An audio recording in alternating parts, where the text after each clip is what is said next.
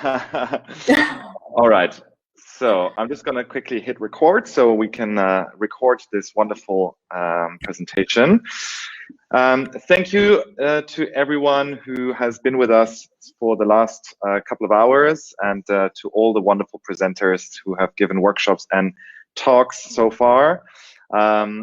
You know, we're really trying to figure out how this works, and I'm very grateful also to you all showing so much support to our initiative, and please continue to provide your donations. As I said, we're raising funds for Doctors Without Borders, and your donations will help us to give as much as possible to them. They're at the forefront of fighting the coronavirus crisis in many countries that are really badly affected, and you can be a part of that. So thank you very much, and we'll put on the donation link again in this chat box for you to use. Wendelien is the next speaker. She has some really cool hair that I didn't see last time when I met her in The Hague. She is the current world Aeropress champion and current Dutch Barista champion. She's getting a little bit of a longer reign because of the postponement of all the competitions here in the Netherlands. But we are, of course, not going to stop engaging with everyone, and this is a great way to get Wendelien to share some of her tips and tricks and to show us how to make amazing coffee with the Aeropress. I hope everyone has got their Aeropress ready. You have yours? Yep. Okay, cool. I was just checking that we can hear you, because I can hear you. Wonderful. All right, cool. I would say over to you. I'm gonna disappear, and I wish you best of luck, and everyone enjoy this workshop. Make sure you come back. Okay, so hi guys. Thank you all for everyone who's here. First of all, thanks Alex for doing this. I won't lie, it's a little bit scary. It's a little bit intimidating to have about almost 300 people in my kitchen. But yeah, welcome. I mean, this is the way things are right now, and yeah, I'm super happy that we got to do at least something, some way to engage with the coffee community. I really liked seeing the other presenters, and it was great to hear their sides of the story. I hope I can bring things together a bit by walking you through the way I like to make an Aeropress recipe. Now, I've got 2 different coffees, and I would like to brew 2 different recipes with you guys, and kind of hopefully in the run, kind of talk you through my method of how I got to the recipe. And if I forget something, then obviously afterwards during the Q&A, feel free to ask me why I did stuff. So yeah, we're going to start off with a coffee from Rwanda. It's a washed bourbon variety, and it's very clean, and it's very sweet, very elegant, and that's why to get all those bright notes out of this coffee, I chose to use the method, the standard method. Now, obviously, I'm not going to assume that everyone already knows how to use an Aeropress. So roughly, there's 2 methods. One is where you brew it like this, and you put the coffee in, and then you have to flip it, which is what we call the inverted method, for obvious reasons. I'm going to be showing that for the second part with a different coffee, and hopefully by the end of this little talk, you will understand why I did that as well. But I'm going to start off with the washed Rwanda coffee, and I'm going to brew that the standard way. So this part of the Aeropress is called the chamber. This is called the plunger. It has happened to me quite often that I assemble them wrong. I can make no promises about what I'm going to do next. Obviously, I'm in the comfort of my own kitchen. I'm a little bit nervous, and I'm a messy barista in general, so I can't make any promises. Now, what I will tell you is that I'm going to start with 2 of the standard Aeropress filters. Now, I like to use 2 instead of 1 because it gives me just a bit of a cleaner flavor, and because I want to get this cup of coffee, I want to make that cup of coffee as clean as possible.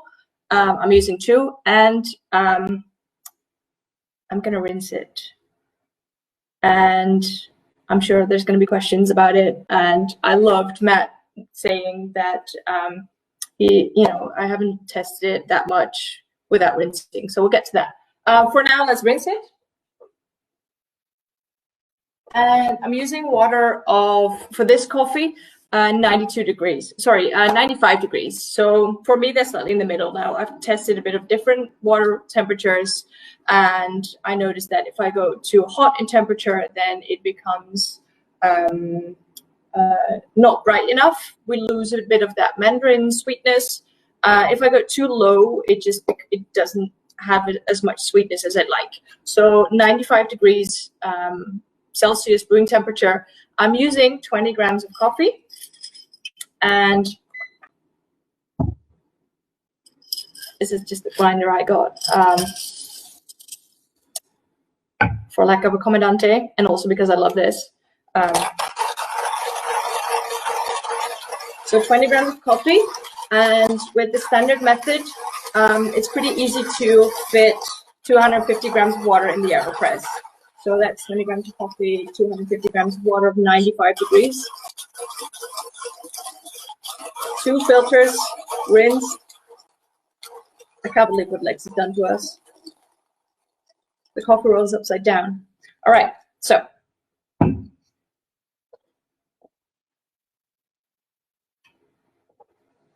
Now for water, I use Dutch tap water, which by itself is already pretty soft, but I put it through a water filter as well, like I'm home.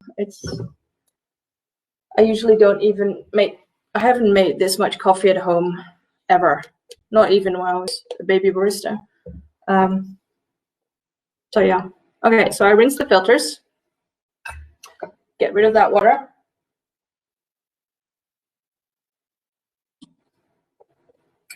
It did smell a bit papery.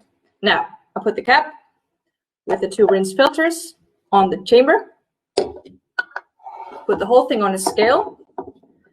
Let's see if I can adjust the camera. There we go.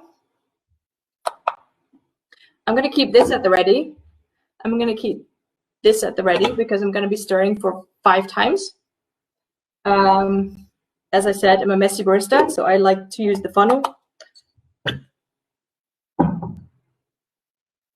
Now the coffee is ground pretty coarsely. I know you guys are going to ask me about the amount of clicks later on. Please don't ask me. I don't have a clue. I've been in contact with the guys from Kinu. They've been very helpful in telling me how to figure that out. It's just not something I'm really good at. So I just rely on taste, basically. All right, so 20 grams of coffee, coarsely ground. Have my timer at the ready. There we go, just a clock, stopwatch. Now, 250 grams of water, starting now.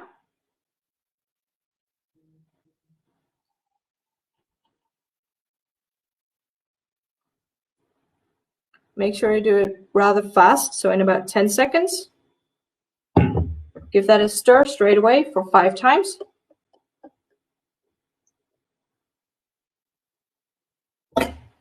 Now this is the tricky bit. You put on the plunger kind of under an angle, and then you lift it up. This way you create a vacuum which causes the extraction to stop until the moment that you're ready to press. Now I'm going to press at 45 seconds for this coffee, so rather fast. I'm at 40 seconds now. I took it off the scale because I don't want to break my scale. And now I just gently press in about 30 seconds. I'll show you the grinds in close-up for my next brew. All right. Now just before it starts to hiss, I kind of lift it up slightly so it stops extracting again, stops the dripping. Make sure you have something to put your Aeropress on. And that's the first brew. Now the first thing is it smells really nice. It has a very nice fruity fruity smell. And with this recipe, I try to get out as much of that blackberry juiciness. And with using 2 filters, I managed to keep it rather clean. I heard you, Taylor. I get what you meant with the structure of the Aeropress being maybe something like slightly cloudy. But for me, the Aeropress is my favorite because, first of all, it's clean and it's easy, and most of all, for me, it's very easy to reproduce. So, you know, it's not that. It's for me, it's easy because if I'm not very confident with my pouring speed for V60, it's so difficult to reproduce 2 exact same brews. So I pour the water on, the 250 grams water in about 10 seconds, and the pressing is done in 30 seconds. Now, I can just tell you it's delicious. It might be horrible. You're gonna have to believe me on this one. So that's for my first brew. And then the second one I want to show you is coffee from my friends in Berlin, from the barn. And it's completely opposite. So we are going from a washed, super clean, bright Gitesi Rwanda to this ridiculous coffee. It's a natural Katimo from Indonesia called Radio Fair. I love the name of itself, and it just smells ridiculous. Now, for this coffee, I made a slightly different recipe, and because with this coffee, I want to bring out as much of that lactic mouthfeel and the sweetness, I'm going to use the inverted method. That's my hand gesture for inverted. All right, so make sure I clean this up real fast. Just look at how fast that is.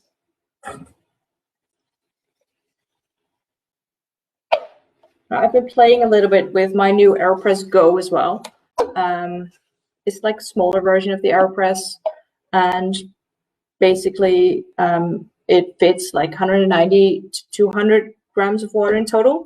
So for that Aeropress Go, I like to use a method of dilution, which I will do as a last recipe. So,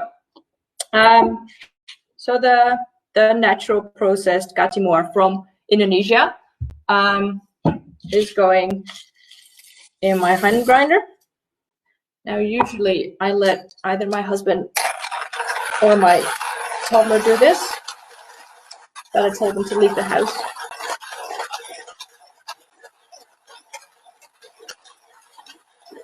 Which is very dangerous, I know, but they just went to the playground. They'll be fine.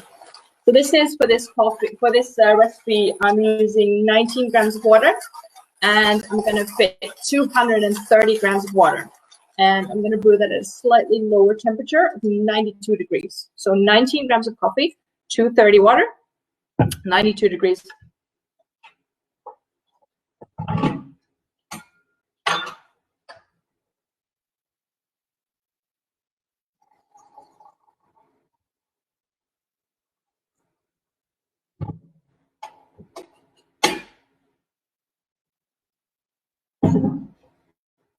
All right, so let's give that some time. Now I've got so many options. I can do another two filters, like a double filter, or I can use this crazy one, which, as you can see, completely different from this one. It's, I know. So maybe if you can see, you can't, can you? Okay, so this one is the standard Aeropress filter, which, as I just told you, I like using 2, not because I like wasting paper, but because 2 filters give me a little bit more of a clean cup. And there's also this option, which is an ACR filter, which I've used during the World Aeropress Championships. Now, I didn't know them before that. And one of my Dutch coffee friends just sent 10 of them over to me before the competition. So I had 10, and I tested like once or twice, and I really liked the results it gave me. Very, very good body, but still very clean, really delicious. So for this coffee, I'm going to use the Acer filter. Now it's slightly thicker and it's slightly more like fine. So it almost feels like a Chemex filter. I hope I'm not offending anyone. As I said, I definitely don't hold all the answers. I'm gonna see if I can give you a close up of the grinds that I'm using.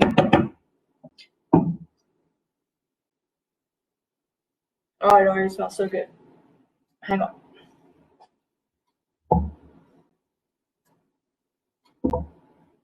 So let's see if that works. Whoop. I don't know if that's helpful at all. But there you go. Sorry, just dripping coffee on my laptop. All right, so 19 grams.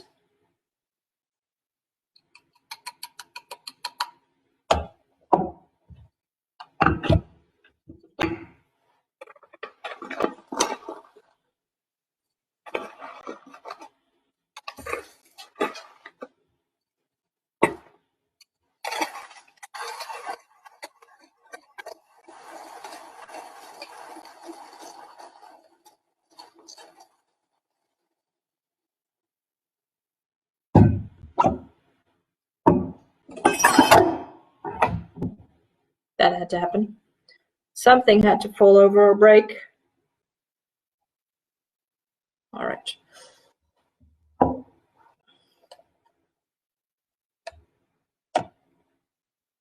There we go. Let's see what my water's at. So I can rinse my filter.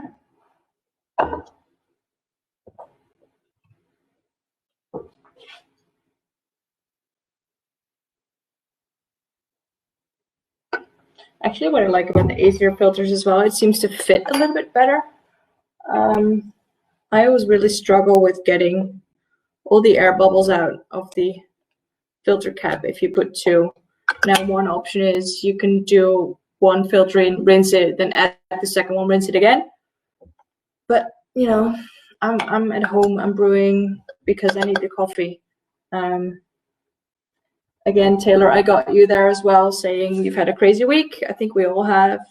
And my kid was up 3 times last night. You know, we're all in this together, and we're all improvising. So, okay. So as you can see, I started with the plunger, put the chamber on top. So now I'm going to have to, after I've done brewing, I'm going to have to flip it. So this is the inverted method. Now what's going to happen is during that flipping, a lot of extraction is happening. So that's quite different from doing it the standard way. Now the standard way is pretty tricky because you need to be rather fast with inserting the plunger and then lifting it up to stop the extraction. But with this inverted way, which is a method that I think I see most often because it's just easier if you get the flipping right. And yeah, but there's a lot of extraction happening, so it's not necessarily best for every coffee. Get my timer ready. Now what I'm going to do is I'm going to pour 230 grams of water, 5 stirs, put the cap on, and then after 1 minute, flip.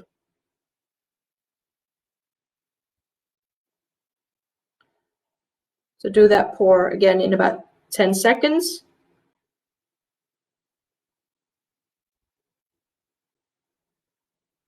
There we go.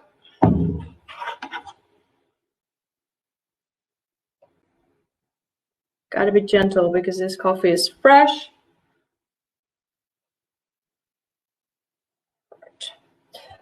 Now, if you don't stir, the problem is that it's going to be very difficult. You're going to get a lot of resistance during the pressing. So Obviously, you can stir as often as you like, but I prefer to stick to one method.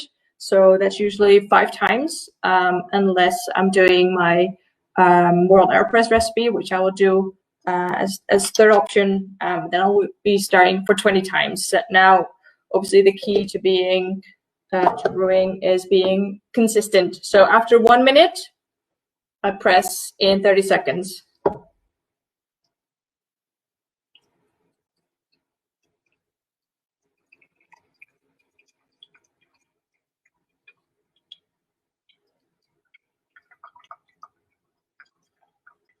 Now, as you can see, or as I will show you in a bit when I redirect my camera, there, take it off, is that this coffee is slightly less cloudy than the one with the 2 regular Aeropress filters, which was this one.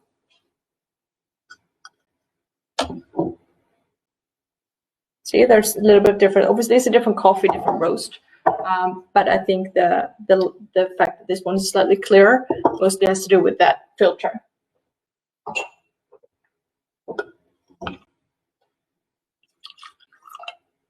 So there you go. Now this is, it smells so intense and so sweet. And I love that crazy mouthfeel. And it's got that passion fruit. It's so over the top and it's so sweet. And I think this coffee can definitely take that extra extraction during that flipping. Now the last thing I want to do, if that's okay with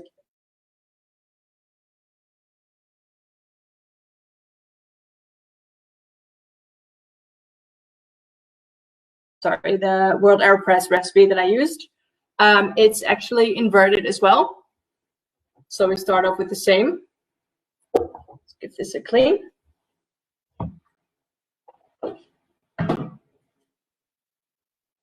Now, with the World Aeropress, you're giving the coffee on the day of the competition, which is actually fun because everyone gets 500 grams of the same coffee.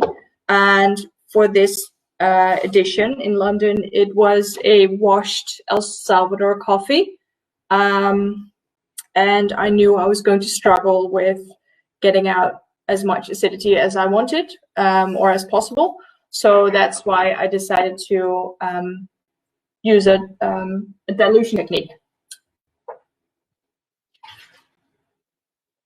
So what I'm going to do now is, if I want to take out the best, the coolest, the craziest flavors for my coffee, this is the recipe that I use. I don't use it standard because you need 30 grams of coffee. So it's pretty, I wouldn't say wasteful, but you do need a lot of coffee.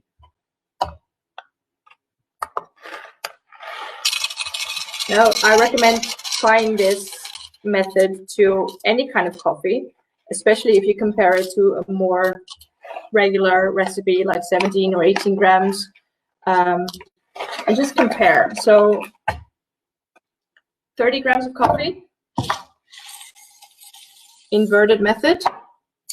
The grinding is going to take a little bit longer, of course.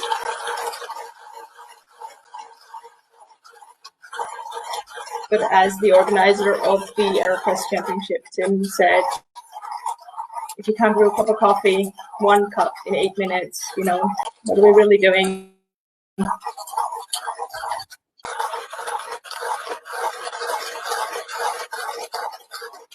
Besides, I don't really get out that much, so I need to work out as well.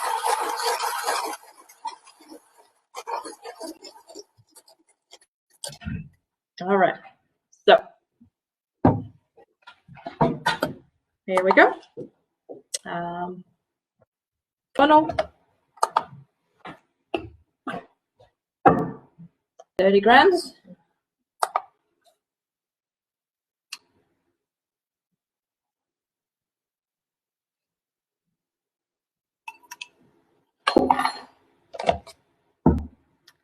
Acer filter.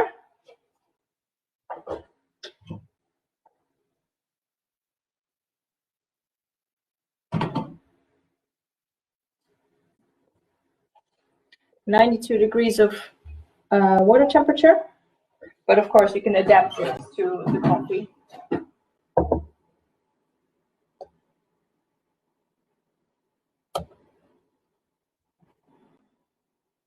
There we go. Okay, so things you need at the ready, because this recipe is pretty fast. The Aeropress with the coffee. Make sure your pitcher is at the ready, and your rinse filter, and the thing to stir with. Because this is going to be really fast. My timer ready. So I'm going to pour 100 grams of water onto the 30 grams of coffee. So that's going to be a very, very strong brew. There we go. Give that a stir for 20 times.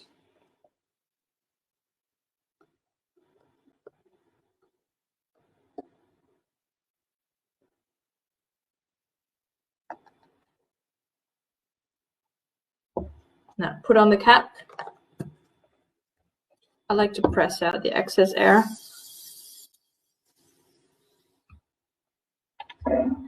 And then at 40 seconds, so that's pretty fast, we press and we brew. Now, because we're making a super concentrated, fast brew, it's going to be super acidic, which is exactly what I want, because I want to highlight that acidity out of this coffee. And it's basically a way to do that for every kind of coffee, if you really want to emphasize that acidity. Now, the trick is, this is not very tasty, but I'm going to dilute it with, I'm going to start with 100 grams of water, and then taste it. And if it's tasting good, I'm going to leave it. And if it's not good, I can always add a little bit more water. Usually I end up with about 110, 120 grams of dilution, which means you get 180 grams in total of coffee. And this will get you a completely different extraction, completely different flavor than the first method for the Rwanda that I did.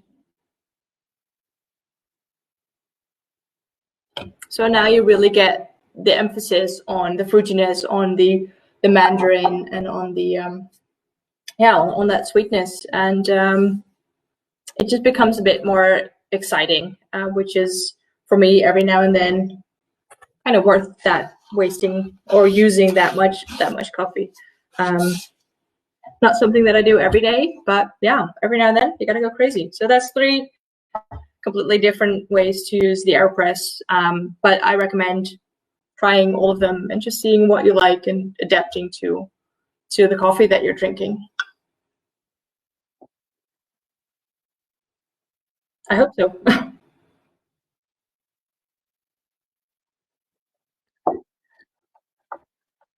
Oh gosh.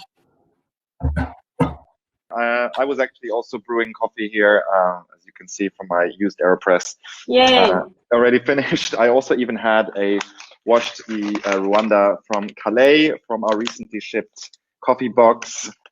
Tasted really delicious.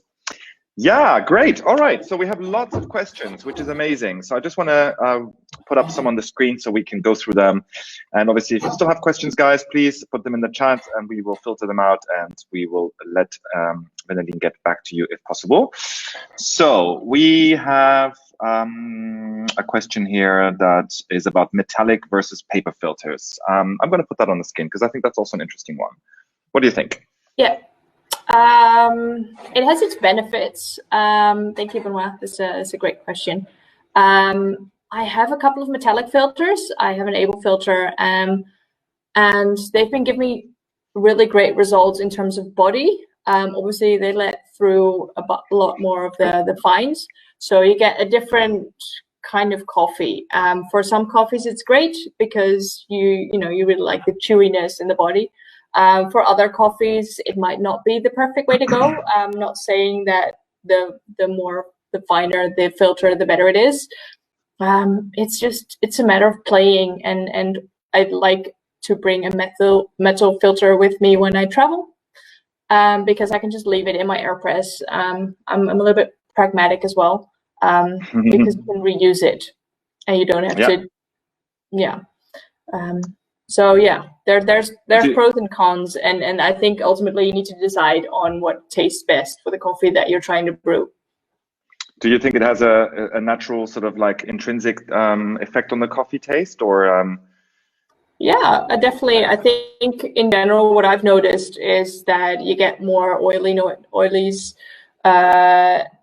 so a bit more thicker body, a bit more chewiness, and cloudier as well. It's a bit like the French press, right? Exactly, yeah, and that can be super delicious. I mean, yeah. All right, cool. Let's have another question. This is one I think that has come up quite a lot. It's about the moment when you stop pushing. I know Tim Wendelbo does not believe in stopping. Some people do believe in stopping when the sizzling noise begins. You didn't continue pushing through. What is your reason for not doing that? So what I noticed, or what I tend to notice, is that if I with the first two methods that I showed you, you get much more extraction. So I don't push through all the way because I don't want to get those last bits and fines, which give me slightly dryish aftertaste. I don't know if this is like the God honest truth, but that's just what I've noticed and tested. There's coffee on my laptop, sorry. But for the Aeropress, for the World Aeropress, I did push all the way through, because I want every last drop of that really intense, strong brew. And because it's already so fast and such a high dose, you get so much acidity in there that I haven't noticed a difference if I stop before or not. I just want to make sure that I get every drop of that brew in there. But that's just basically, it's a gut feeling. Yeah. I think there was a question here about when do you decide which brew method or recipe to use. Let me just quickly go to that question. Let's see. Where was it? There's also one about skipping the bloom. We'll try and get to that all in here. Here we go. So when do you decide to use the dilution method instead of the other two you presented? That's basically a matter of how much coffee do I have available. So I noticed that the results give me, the dilution method give me the best result taste-wise. But since I'm working in a bar as well, I don't think that it's very affordable to use, like, as a standard recipe, 30 grams of coffee for one brew. So, and because you can also get great extractions, great tasting brews with lower doses. It's just my go-to method when I try to do something crazy. But it's just too, I think coffee is too valuable a product to do that all the time. Okay, so yeah, that's a very good point. Yeah. All right, let's see. There have been some more questions here. Actually, there's a question here about the Aeropress Go. You mentioned it briefly. What is your sort of review of this product? Oh gosh, it's a small Aeropress, and it's very cute, and I like the fact that they made something that is already super convenient for traveling even more convenient. I didn't know I needed it, but now that I have it, I brought it with me a couple of weeks ago when I was flying, and everything fits really snug in the little cup. I think the biggest advantage, beside the fact that you can brew decent Aeropress coffee, because flavor-wise it's exactly the same, to me at least, but it's just handy to use because everything fits really snugly in that little cup. Hang on 2 seconds. Mm-hmm.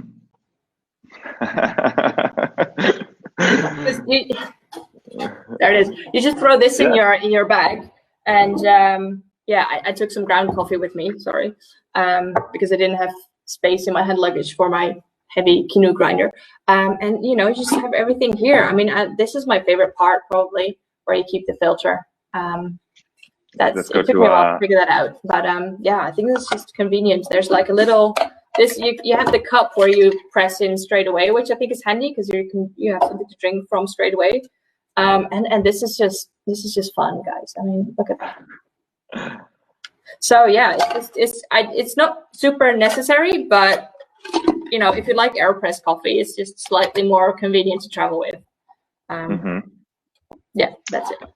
All right, cool. Let's see. There was another question here with regards to here. Let's put this one on the screen. What would be your advice for someone who wants to get to competition level? How did you practice for the Aeropress World Championships? Oh, okay. Hi, Jake. So I think because I did Barista Championship and Aeropress Championship in the same year, I think starting off with Aeropress Championship is the best way if you want to compete. I don't know if there's something like Aeropress skills on a competition level, because I think the best thing about the Aeropress competition is that it is very inclusive and very easy to start with, because you know, you buy a €30 plastic device that makes coffee, you get the coffee supplied, and you just use whatever method or recipe you think is best, and the rest of it is up to the judges. So I think you know, about when I practiced for the World Aeropress Championships, I just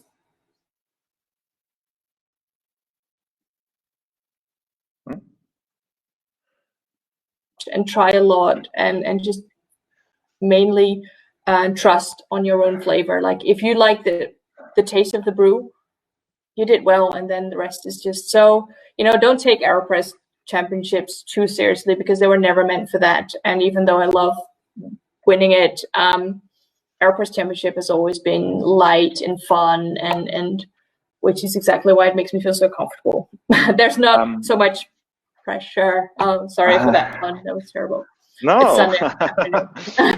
Smooth. I think you actually cut out very briefly when you were just saying what do you need for the to get ready for the competitions. So there was just a short minute, a few seconds when we didn't hear you. Maybe you can just quickly summarize that again, and then we'll move to the next question. Yeah, so basically you don't really need anything except your own Aeropress. I mean, literally everything is arranged. There's great water from a sponsor. There's great grinders that you can use. So what you need to bring is your Aeropress and a little bit of enthusiasm, and you know, a recipe that you like. That's really it. Yeah, cool. All right, and here's another question. What's your oh, it's actually from Ralph from the barn. Oh. You were working with one of his coffees. Why don't we just take his question? That's scary. So I think yeah, a long extraction time.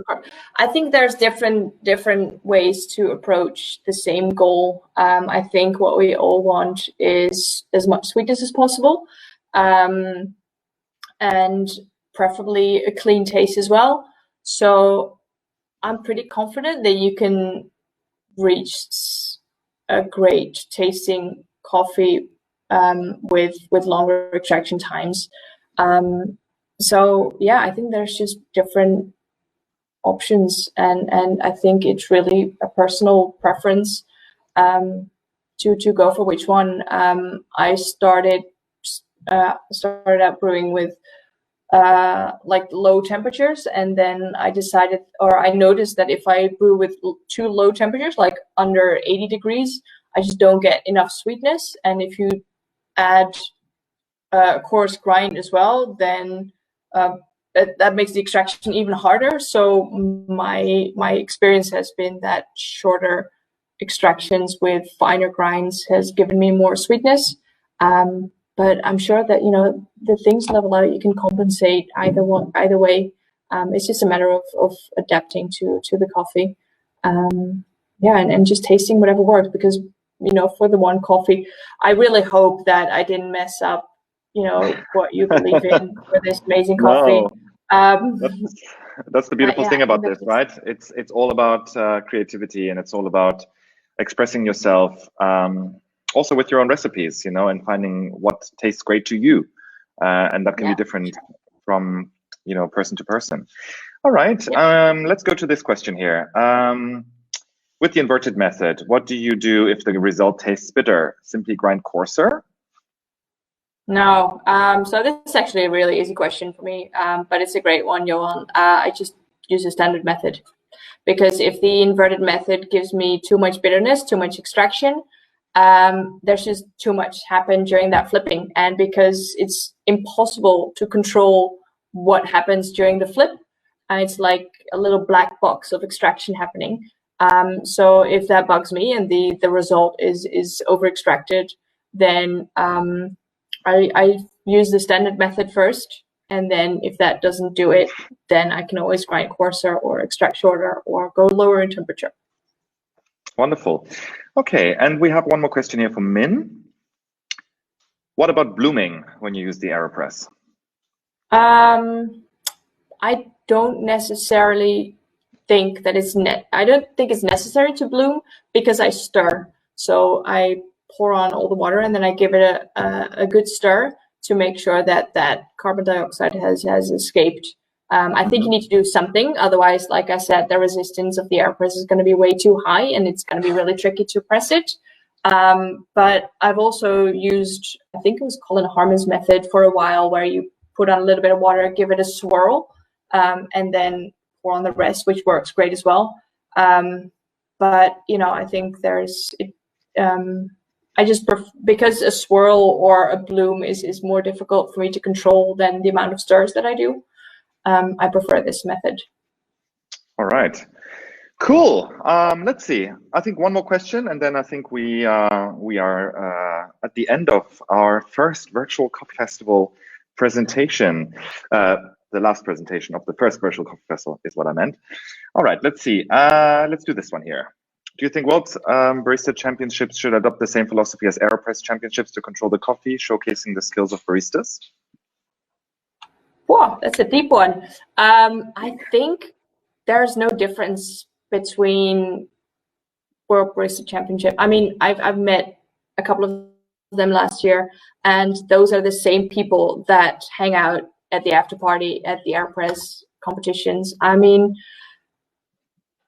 Barista champions are not necessarily super serious people. They take the competition serious because it's a game, and it's like, the Olympics of coffee, and it's fun to train really hard. But my experience has been that they like having fun afterwards and kind of go crazy. I mean, the Aeropress Championship itself started as 5 guys, just, a bit of banter, some beers, and I'm pretty sure that that's how the official competition started as well. So I think it's never supposed to become too serious, and I hope it really doesn't. I mean, even though you can take the game very seriously, my experience has been that most Barista champions that I've met are the opposite of taking themselves very serious. So I think you can be a great Aeropress champion and a Barista champion, and it doesn't have to rule each other out. Yeah, indeed.